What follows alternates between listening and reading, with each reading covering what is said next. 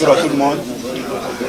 Bonjour. Et nous demandons à tout un chacun de mettre son téléphone sur le mode vibraire. De la presse, vous le savez, l'actualité politique dans notre pays est rendue le 11 mai par la Cour constitutionnelle. Les réactions à chaud du secrétaire général et du porte-parole, votre serviteur, à la suite de la prise de cet arrêt inconstitutionnel, la position officielle du parti devrait être exprimée et rendue publique par le président de l'UDPS, M. Etienne Tshisekedi Wamulumba. Le point de presse de ces jours s'articule donc autour d'un seul point, à savoir la lecture de la déclaration politique du président élu, le président de l'UDPS, relative à l'arrêt de la Cour constitutionnelle. Importante. Le 11 mai 2016, par la Cour constitutionnelle. Réunis à Sun City, dans le cadre du dialogue intercongolais, la classe politique congolaise avait signé l'accord politique et global mettant en place un nouvel ordre politique et démocratique dans notre pays. Ensemble, nous avions levé les options fondamentales en vue d'une gestion saine et rationnelle de notre pays. Ces options ont été coulées dans la Constitution approuvée par notre peuple par référendum. Il en découle ce qui suit. 1. L'interdiction de prise de pouvoir par les armes dans notre pays. 2. Le refus d'accéder au pouvoir par un coup d'État militaire. 3. Le rejet de la conservation du pouvoir par la force, la violence, voire tout autre stratagème. 4. Le principe érigé en règle d'or qu'aucun président de la République ne peut dorénavant rester au pouvoir plus de 10 ans, compte tenu de la dictature que nous avons connue et qui a ruiné le pays. Donc, pas un jour de plus sur les 5 ans de mandat, une seule fois renouvelable. Et 5. Les dispositions intangibles contenues dans l'article 220 de notre Constitution ont été insérées et imposées comme rempart contre tout aventurisme et autres aléas de la vie politique. Dans mon message à la nation le 24 avril dernier, j'ai rappelé que la Constitution en vigueur dans notre pays, étant le fruit d'un accord, doit être scrupuleusement respectée par tous et ne peut faire l'objet d'une quelconque interprétation au risque de donner libre cours à des interprétations fantaisistes comme présentement. Rendu ce 11 mai par 9 Congolais stipendiés, appartenant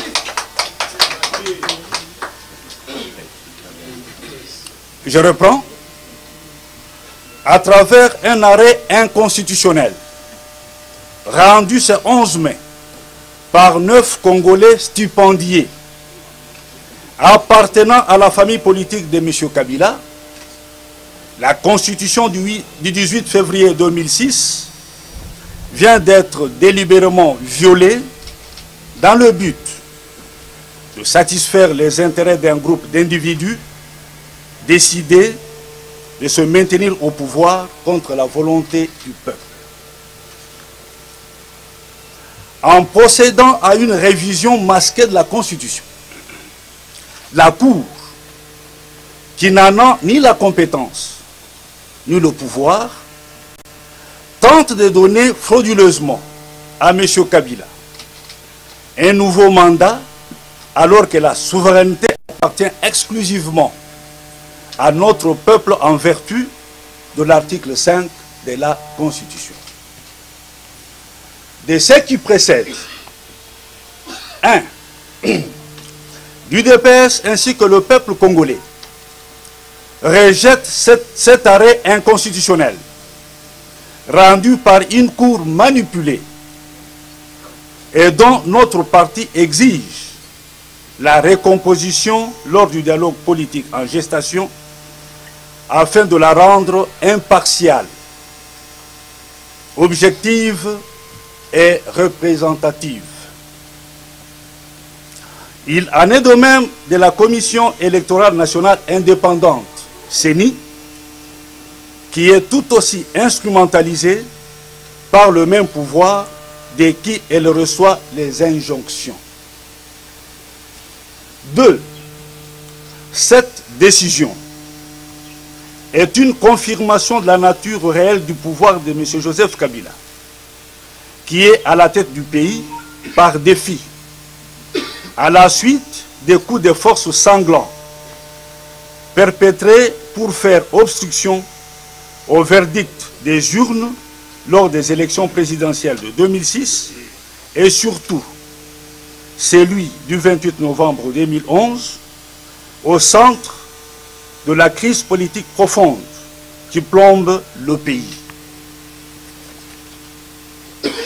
Il en est ainsi du climat d'insécurité aggravé par des inadmissibles assassinats dans l'est du pays, spécialement dans la région de Beni-Butembo, des actes politiques de provocation et de limitation de l'espace des libertés publiques, intimidation et arrestation des opposants politiques et des animateurs de la société civile. 3. L'UDPS réaffirme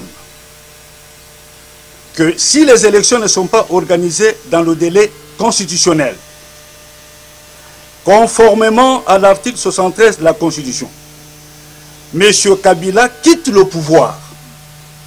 Dans les meilleurs des cas, le 19 décembre 2016, et remet les clés du palais de la Nation au plus tard à minuit.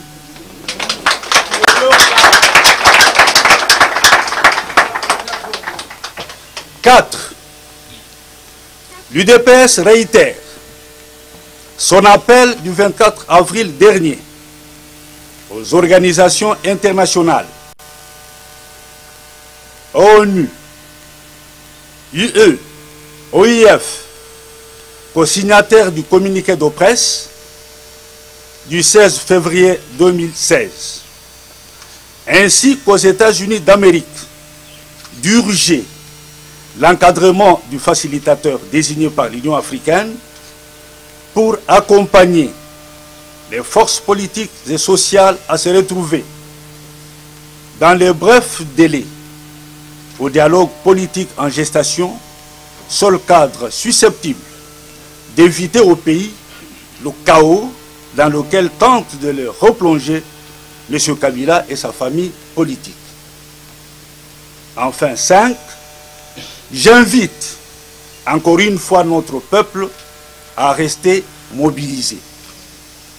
Dans l'attente des moments d'ordre pour défendre l'état de droit démocratique et les valeurs de la République qu'aucun individu ou groupe d'individus ne saurait impunément fouler pour des intérêts égoïstes.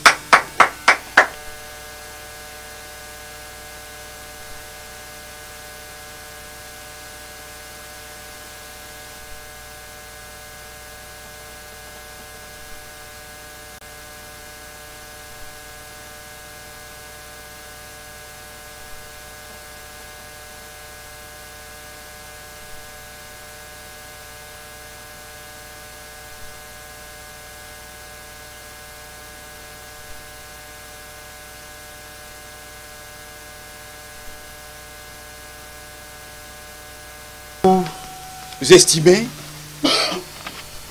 a rendu son arrêt du 11 mai dernier.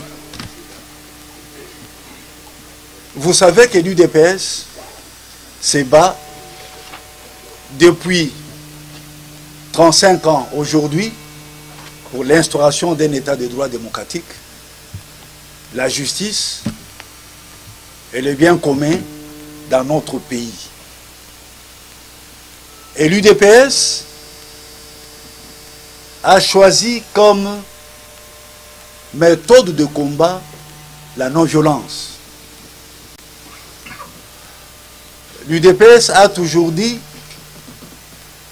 que la culture du dialogue est inscrite dans l'ADN de notre pays.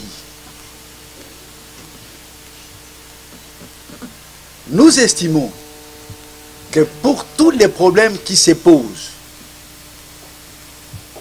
à notre pays, il est indispensable de privilégier le dialogue et la concertation pour dégager un minimum consensus dans la recherche des solutions aux problèmes qui se posent. Nous n'allons pas nous départir de cette conviction